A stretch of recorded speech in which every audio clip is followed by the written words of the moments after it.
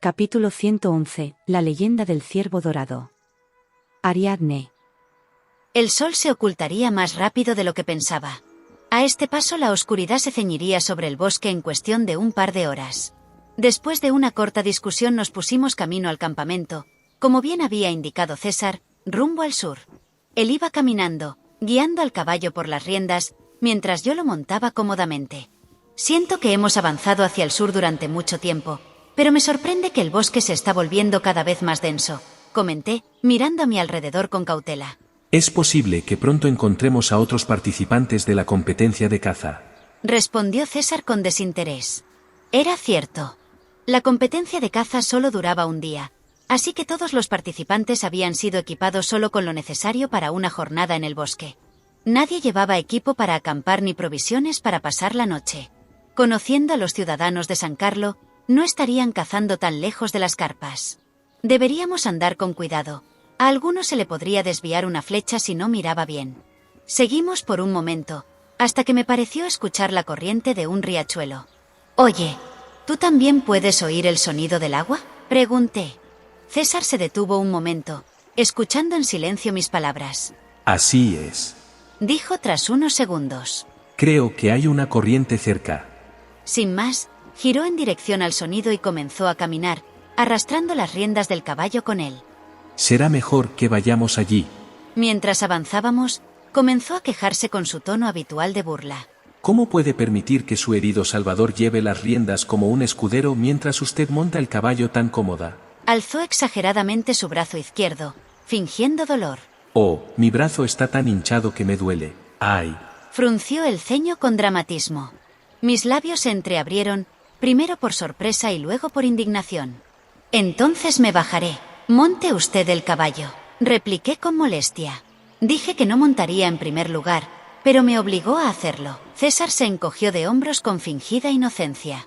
«¿Cómo podría ser un caballero si permito que una dama respetable como usted ande a pie? Que Dios no lo permita.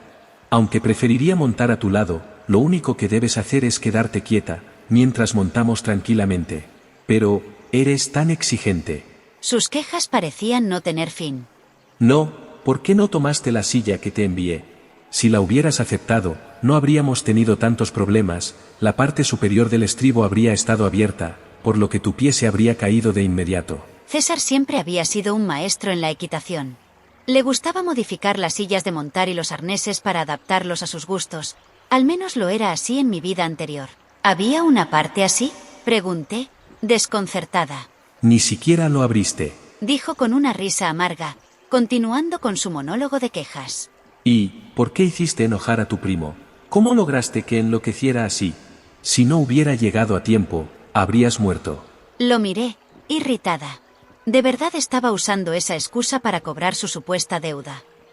Suspiré. «Entonces, ¿me estás diciendo que escuchara todas sus tonterías y me quedara callada mientras tanto?». César rió entre dientes. «Con ese temperamento deberías haberle clavado el cuchillo en el trasero a ese tipo en primer lugar». Dejó de tirar de las riendas y me miró directamente. «Casi te metes en un gran problema, y sin un buen motivo», dijo con un tono más serio. Después, añadió con su típica arrogancia.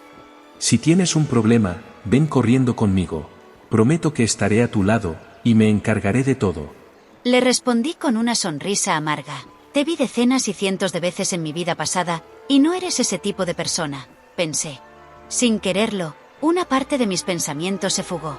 «Mentiroso. No eres ese tipo de persona». César puso cara de sorpresa exagerada ante mi respuesta. «¿Cómo podrías saber que soy un mentiroso?».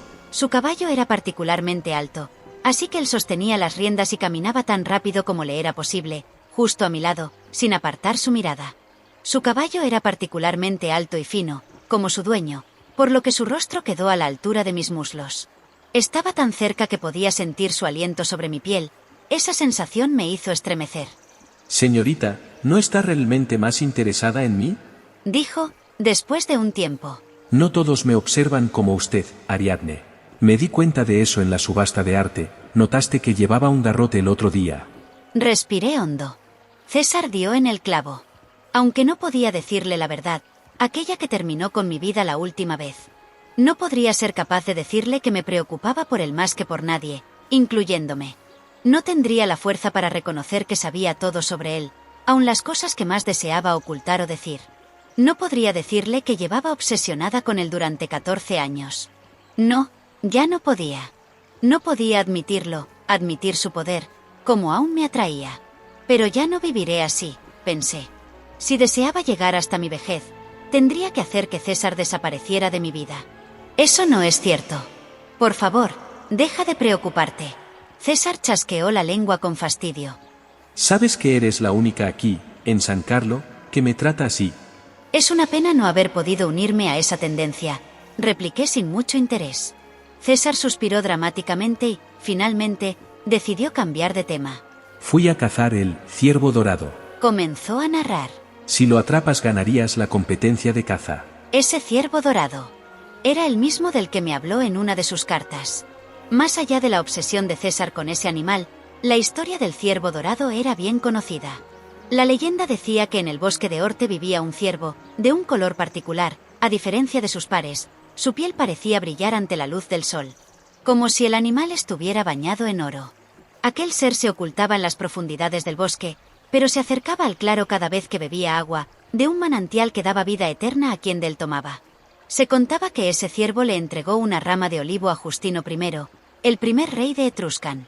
Según el mito, quien atrapara al ciervo dorado ascendería al trono, y quien no tuviera relación con la realeza alcanzaría un éxito sin precedentes en la vida. Por supuesto, el bosque de Orte estaba demasiado cerca de la capital. Si un manantial de vida eterna existiera, seguramente ya habrían construido un acueducto directo al Palacio Real de San Carlo. En mi vida pasada, César insistía en que había visto un ciervo dorado en ese bosque cuando era joven, e incluso afirmaba que su belleza se debía a que se lavó la cara con el agua del manantial del ciervo. Incluso en los momentos en los que estuve ciega de amor por él, siempre pensé que era una tontería.